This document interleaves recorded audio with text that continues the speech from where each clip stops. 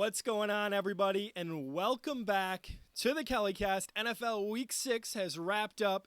If this is your first time here on the channel, welcome. This is my podcast where we keep you up to date with the latest in the NFL.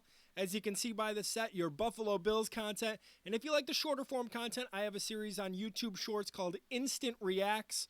2 of the 3 videos have gone up so far this week. Still another one in the works, but I had to get this one out for you guys, so excuse me for that. But the Buffalo Bills, they won after what I called a nauseating performance on social media, a sloppy game, an uncharacteristic game for a Sean McDermott-led team. And we're going to get into that here in a second. But man, was it a crazy game last night. Was it insane for the Buffalo Bills? I don't know if the final count was 22 penalties or if it was 23, but we'll get into that as well. Excuse me, tripping over my words here a little bit here.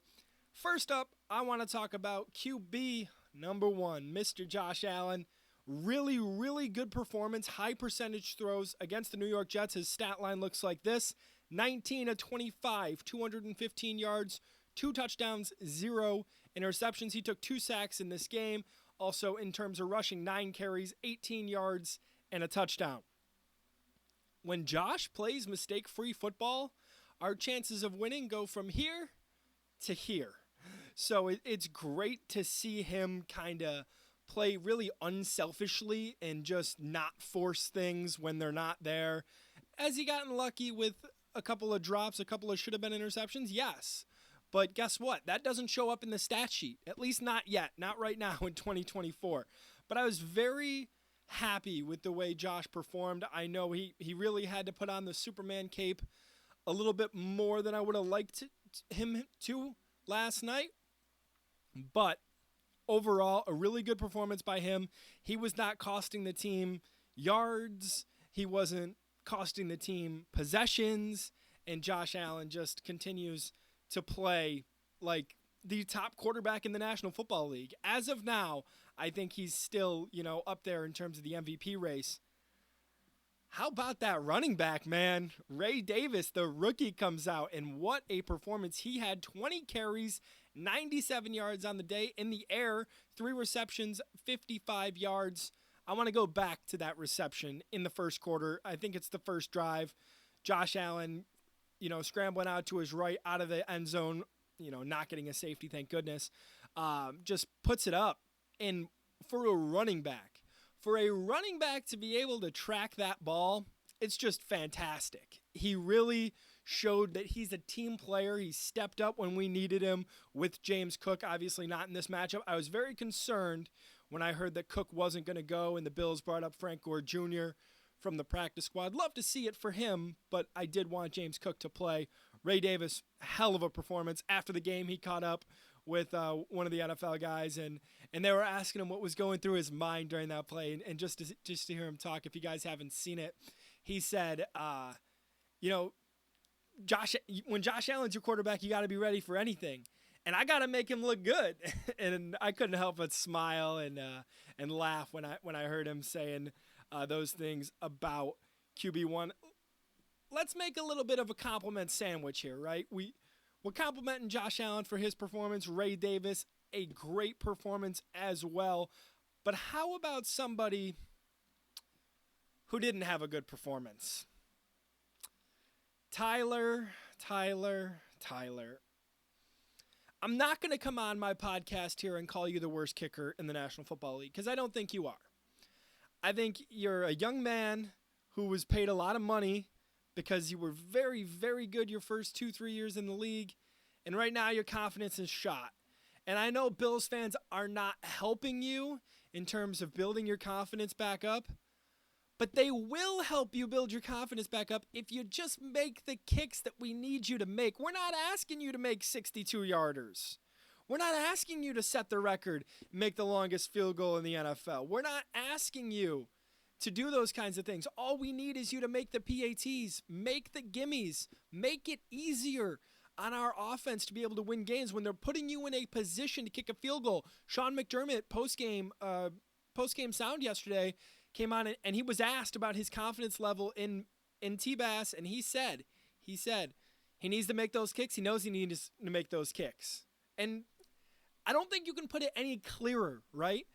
The confidence level is secondary to me right now. The performance level is what I need to see as, a football fan, as a Bills fan, as a Bills coach, which I'm obviously not, but that's what they need to see. They need to see him kind of get out of this funk, because if not, and I think the Bills are going to anyway, but they're either going to have to draft a kicker next year, look in free agency.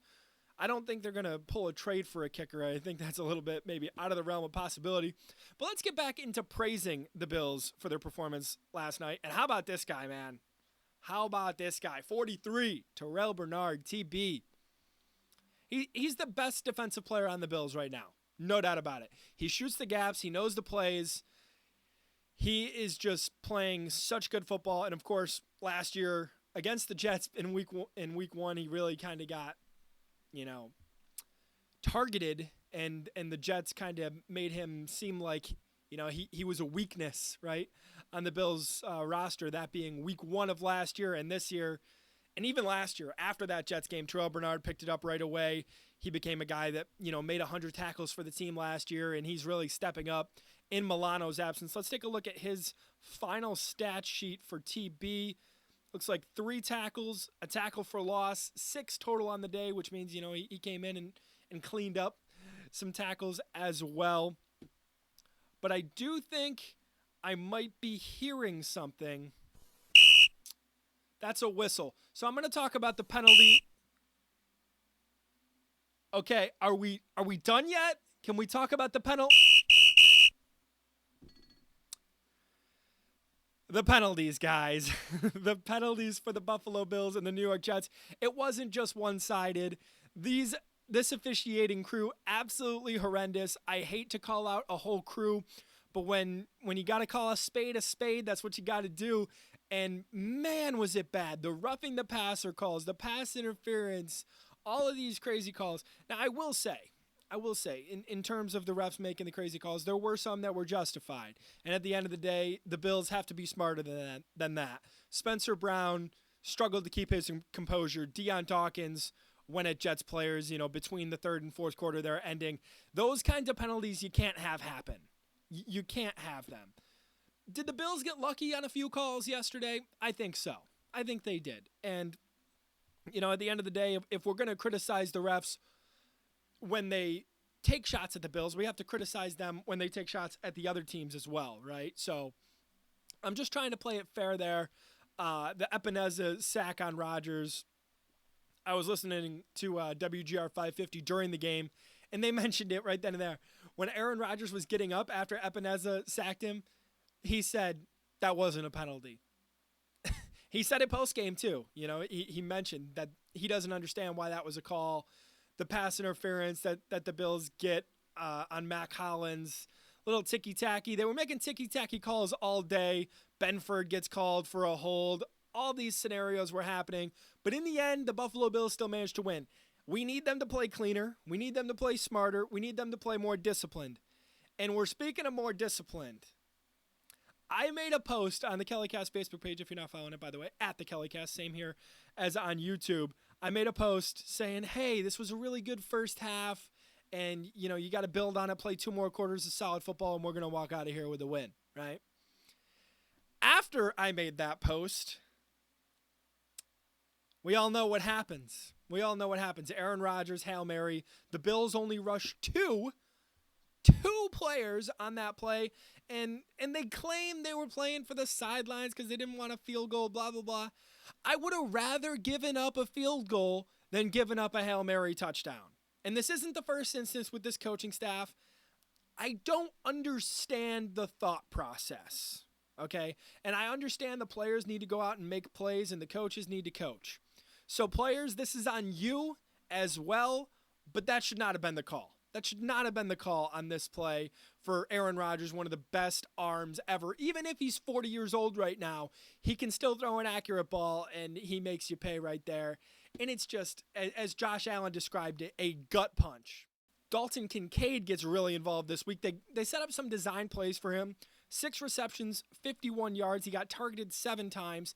And Dawson Knox shows up, 1 reception for 12 yards. He got held a couple times. It looked like the Bills were trying to get him involved. Hate to see Mac Hollins get the kind of targets that he gets. The Bills looking for him in those big situations. Love to see Curtis Samuel get involved this week. That was nice. And I couldn't find a picture of him because the Bills didn't post one. But I really want to give a shout out to Taylor Rapp, who just cleared concussion protocol on Wednesday. He was out here in the Guardian cap. Does it look a little goofy on the field? Obviously it does. But I think more than anything, it helped Taylor Rapp because he's been a guy, him and Micah Hyde, both of them. I love both players, but it seems like when they're coming in for a hit, they're looking to kill. They're not looking to tackle. And they come in with the crown of their helmet. And him having that Guardian cap on, it seemed like he played more disciplined, a better brand of football. He didn't get any of those penalties that cost the Bills. And he was a major reason that the Bills kept the Jets out of the end zone. That Garrett Wilson play, he broke up the high pass to, I think, Jeremy Ruckert, the tight end for the Jets, which would have been a huge play, right? And it all comes down to the Bills' slot corner, Taron Johnson. What a game he had.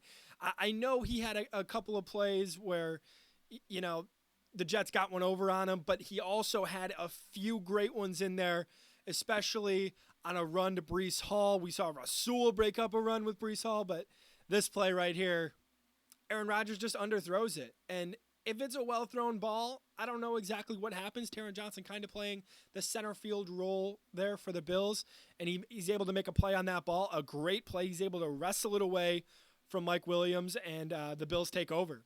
4-2 on the season. That's what matters, right? It was a tough stretch. It was a road stretch. There's a lot of more tough games down the road. Next up for the Bills is a meeting with the Tennessee Titans. If you guys are interested in the KellyCast predictions, those are going to be up on the Facebook page once again at the KellyCast. You can find us on Twitter at the KellyCast. Instant Reacts will be up. My NFL Week 7 overview, game previews will be up soon. But I want to thank you. If you got this far, please leave a like on the video. Share it with all your friends. Let everybody know. If you're a Bills fan, I'm sure you'll love the channel. If you're a football fan, I hope you like it. I hope you enjoy it.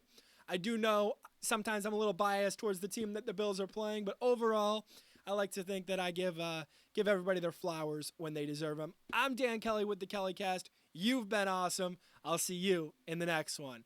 Until then, take it easy.